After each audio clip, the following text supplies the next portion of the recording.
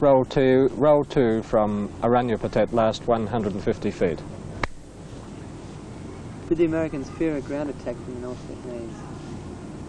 Of course, the Americans always feared ground attacks wherever they were, and in particular Khe Sanh, because the North Vietnamese object was to overrun Khe Sanh.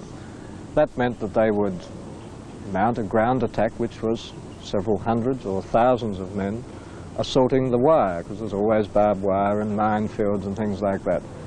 The general way they got through there was to blast their way through with what they called Bangalore torpedoes, bazooka-type weapon.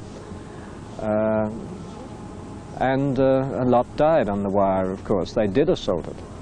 But what was overlooked by the media at the time was that on most of that perimeter, the outer perimeter, was defended by South Vietnamese troops. So the Americans didn't physically have to face the North Vietnamese. They were being bombarded inside by the North Vietnamese, but not physically facing them across the wire. North Vietnamese would tunnel up very industriously, night after night, to close to the wire. And the South Vietnamese would repel them night after night.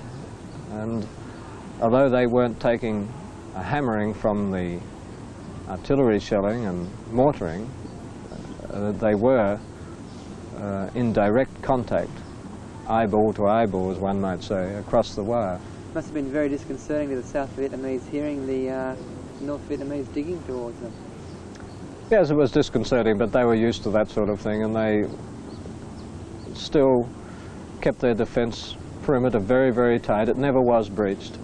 Can you tell me how the North Vietnamese would physically assault the wire bodily? They would physically assault it, preceded by a rocket barrage.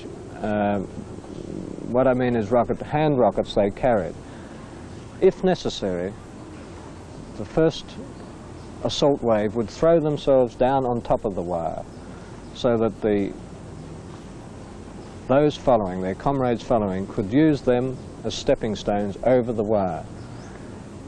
That's not unusual. Western troops are trained to do that also, but maybe few do it. Okay. Can you come around this way, please?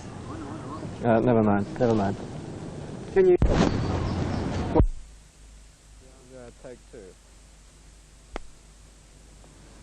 What was the ironic thing was that when Khe Sanh was eventually relieved by the American airborne, there was very little opposition left. The North Vietnamese... Can we stop and see? Take three again. The ironic thing was that when Khe Sanh was eventually relieved by the American airborne, there were very few North Vietnamese in the hills around. When they sent out patrols, they found that there were no large North Vietnamese infantry units. There were a few field guns manned by skeleton crews who had been keeping up the bombardment, but hadn't, in fact, launched a ground attack for quite some time. The Americans probably could have walked out of Khe Sanh a month before they did, without any great problem. Did it have a big effect on American morale, Khe Sanh? It had a big effect on American morale. It would have had a worse effect, of course, if Khe Sanh had fallen.